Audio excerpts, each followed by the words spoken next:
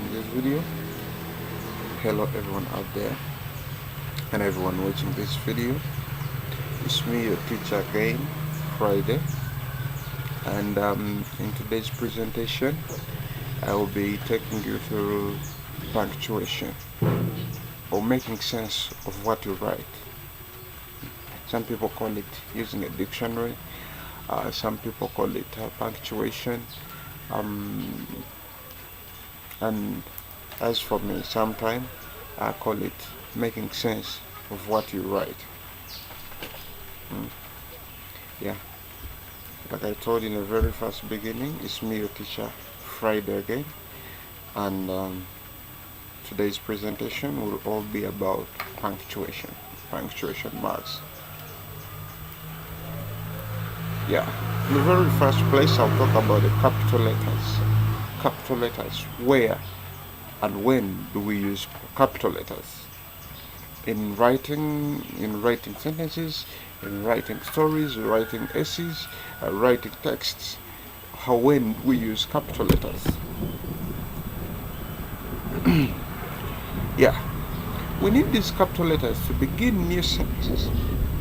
So when you're beginning a new sentence, a fresh sentence, for it to be graded and accorded as a grammatically correct sentence, it should begin with a capital letter. So when you're beginning a new sentence, you need to begin it with a capital letter. Then another way we use capital letters for proper nouns. Proper nouns. When you're writing a proper noun, whether it is at the beginning of the sentence, or at the middle of the sentence, or at the end of the sentence, this proper noun should begin with a capital letter. What are the proper nouns? I talked about proper nouns when I was teaching nouns. Proper nouns, these are names, different names. It can be names of places, names of people, names of books, names of families, titles of films, titles of movies, to mention but a few. As long as it is a name of something, it should begin with a capital letter. No matter where it is in a sentence, whether it is at the beginning or at the end, it should be in capital letter.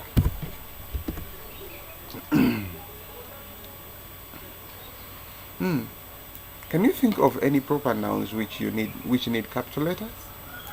Yeah, it's a question to you watching this video. What do you think are those things that need capital letters? Like I told you in the very first place, but these are names. What do you think are those things that need capital letters whenever we're writing them? Whether at the beginning or at the end. I told you, this can be months of the year, can be days of the week, can be names of people, can be names of places, names of building, titles of books, titles of films, to mention but a few. So you can fix there the proper nouns that you know by yourself. You can even begin by your name. Okay? So these are some of the proper nouns. Like Jenny. Let's look at the sentence. Jenny, who lived in King Street. So into that sentence, we have two proper nouns, Jenny and King Street. So King Street is the name of a certain street, and Jenny is the name of a person. So these are supposed to be begun with a capital letter, no matter where they are. We have another sentence here. Manchester had a pet frog who liked to jump in air. Manchester had a pet frog who liked to jump in the air. So into that sentence, we are saying that Manchester is the name of a person, and that's why Manchester, his name begins with a capital letter. She wrote a book about it called The Leaping Frog. She wrote a book about it called The Leaping Frog. Now, why Why is the S capital? Because the S is beginning a sentence. Now here, the article that is beginning with a capital letter because it is following the name of the title of this book. The name of the title of the book, which is Leaping Frog. And the frog is the one we are referring to. So the whole of this is a title of that particular book. That is why you're seeing those letters capitalized. Okay? And that is the frog we're talking about. Why do you think we need full stops? We've been talking about proper nouns and capital letters. But now we're going to look at something else, which is full stops. Why do you think we need full stops? You, the viewer of this video, why do you think we need full stops whenever we are writing? Whenever we're writing essays, whenever we're writing stories, whenever we're writing sentences, why do you think we need full stops? Yeah, according to me, full stops are needed to divide sentences so that we know where to pause. You know, when you're speaking, you can't speak like a radio. Even radio sometimes puts some full stop. Even an MP3 player which plays music, it also stops somewhere. It pauses somewhere. So some people speak and they can't stop. They're as if they are rapping. And I believe even the rappers can also stop at a certain point. So whenever we're writing, whenever we're speaking, we need full stops into our sentences, into our essays, into our stories. So full stops are needed to divide up sentences so that we know where to pause. Yeah? You can't speak like a machine. You can't speak like a generator. It's a generator that starts and it has to stop when it is being stopped. So as a human, whenever you're speaking and you're speaking sense, you have to pause at a certain point. So that is why we apply full stops. We apply full stops so that this particular speech began from here and stopped here. And you can't give a whole speech without stopping at a certain point. So we use full stops to pause in our speech, in our essays, in our texts, in everything we write and everything we talk. We need to have some full stops. Okay? They are used when we have finished saying one thing and we are going to say something else. So when you're listing out some stuff, like you're raising some points, you have to speak at a certain time, you stop. You have to speak and then you reach somewhere, you stop. You can't continue speaking and you're as if you're flowing like water. You know, it is a river which flows non-stop. It does not pause anywhere. But when you're talking, we expect you to raise, like you can say the first point, after you pause it, after you raise another point. And when you're writing, you can write in bullet form, you can write in paragraph form. When you're paragraphing, after paragraph, you have to end with a full stop. Okay? Can you spot where full stops are needed? Where do we really need full stops into our sentences? You, the viewer of this video, and you, the learner watching this video out there, where do we need full stops? Into our sentences, into our essays, where do we put full stops? Now, according to me, I have a sentence here which needs to be punctuated. It needs to be punctuated. It needs to be, in fact, the purpose was not put full stops there. I want you to put some full stops and punctuate it rightly. The sentence goes, Sin was eating a large pizza. He was getting fed up with it. He decided to give the rest to the dog. The dog was happy. So, during your free time, punctuate that sentence and see where the full stop is needed. Like for example, if I'm to go through this sentence, Sin was eating a large pizza. He was fed up with it. Full stop. Then you begin with a capital letter. He decided to give the rest to the dog. You can also put the full stop. The dog was happy. Those are three sentences continuing one story. Okay? So that is Sin, and the pizza was too much for him, and he decided to give it to the dog. Okay. Commas. When do we need commas? And why do we need them? So we need commas to separate items in a list. For example, when you're listing some things into a sentence, you're listing up more than two, more than three things in a list. You can't say a dog and a cat and a puppy and everywhere you're fixing there and. No, you have to apply some commas for items which are in the list and there are more than two, more than three. We apply a comma. You can use and anyway if you're talking about only two things, but when there are more than two, then we need to apply commas into that particular list. For example, she had a ham sandwich, a drink, a jelly, and a chocolate bar for lunch. You see? So I said more than two things. Now this particular lady here had a sandwich, a drink, a jelly, and a chocolate. So the last thing you end with, it is where you put and. You can say she had a ham sandwich, comma, a drink, comma, a jelly, comma, a chocolate bar. No. The last item, you follow it with and. The commas are applied onto the first two and the other, the first things. Then the one you end with, you apply and. Okay? So these are the items that this lady had. She had a sandwich, a drink, a jelly, and a chocolate bar for lunch. That is what she had for lunch. So these items are listed in a list, and when you're listing them, you're supposed to apply commas to separate them.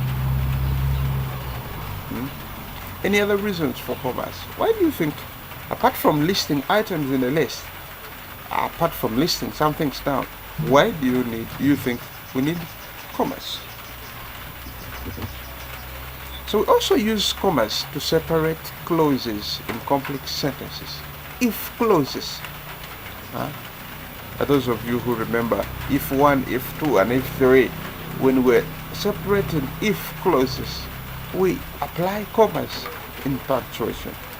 We apply commas when we are separating the words, when we're separating direct speech from an indirect speech.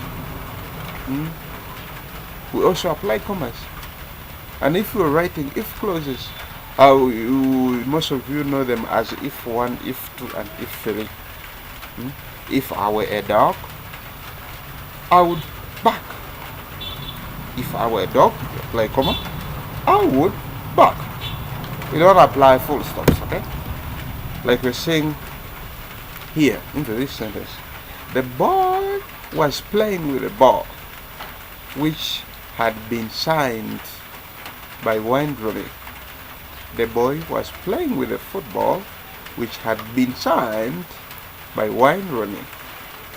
You're seeing where we've applied the comma. So this is the boy who was playing with a ball which had been signed.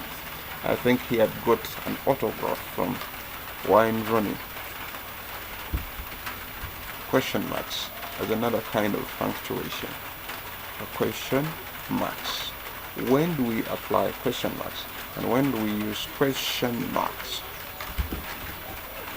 So of course we use question marks when a question is asked. Question marks are commonly used in interrogative sentences, questioning sentences. This often occurs when characters use speech. interrogative sentences, questioning sentences, we end them with the question mark. Okay? Can you all hear me? Can hear. The person in our sentence here is asking, can you all hear me? That is an interrogative statement, a questioning statement. So you're supposed to respond whether you are hearing or not. That's why this sentence is ending with a question mark. Then we have speech marks. Speech marks, most people call them quotation marks. Why? Because they quote the word spoken by a certain person, and if somebody else is reporting them, then they have to quote those exact words that were given by a certain speaker. So we let the reader know when someone is speaking by putting the speech marks around the spoken words.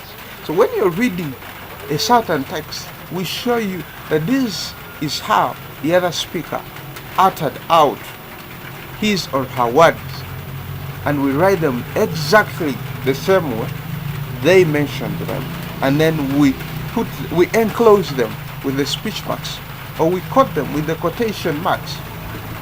Okay? For example, I'll be on TV someday. I'll be on TV someday, announced Jimmy. So the words you're seeing into the speech marks are the exact words that Jimmy said. Just you wait and see. Just you wait and see. So that is the exact way Jimmy spoke. That I will be on TV someday. So that is what Jimmy said that particular day. And the words are enclosed with the speech marks, which you people call quotation marks. Just you wait and see. So he's promising at a certain time he will be on TV. Just be patient with him. You will see him. You can see he's imagining himself being on TV. Okay. Then the next thing is the exclamation marks. The exclamation marks. Exclamation marks are used to emphasize meaning. Exclamation marks are used to emphasize meaning. It could be to. Okay? Giving a word more strength.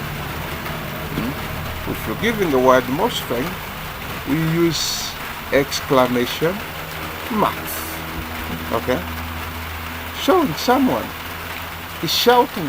If someone is shouting, we also use exclamation marks. Okay? Adding a sense of urgency, show that something is really urgently needed. Most often we use exclamation marks. Okay? Like for example, help! You end with an exclamation mark. You can see it here. Somebody shouting for help. Somebody shouting for help, and we apply an exclamation mark to show that this is something that is very urgent. Okay? What shall we do now? Now, to memorize what we've gone through, first use capitals and full stops. Read out loud to yourself and identify each of these sentences. Okay? Have you used the capital letter for proper nouns? Check if you have a long sentences or a list that need dividing up with the commas. We are reviewing whatever we went through. Have you used any question? What do you need? So when you're writing questions, what do you need? You realize in that question you'll need question marks. Have you ever shown a character speaking?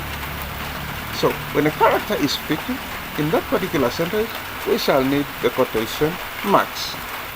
Do you wish to emphasize some words? You realize when you're emphasizing some words, we shall need some quotation marks. So this was our today's lesson, and you need to check out these punctuations. Okay, the full stops, the commas, the question mark, and the speech marks, and then finally the exclamation marks. I've not gone into all the details of all of them because there are very many. We have the semicolonies, we have the full colonies, and some others that I've not mentioned, but for today I've taken you through these: the question marks, the comma, the full stop, the speech marks, and the exclamation mark. So you will have all a punctuation check. Use it every time you're writing a good essay, you're writing a good text. Please use those punctuation marks. I'm winding up this video. I appreciate you for watching this video, for keeping tuned, and for always following my tutorials. Even my battery is getting low. So thank you for watching this video. I remain your teacher, Friday. Yeah, thank you for watching.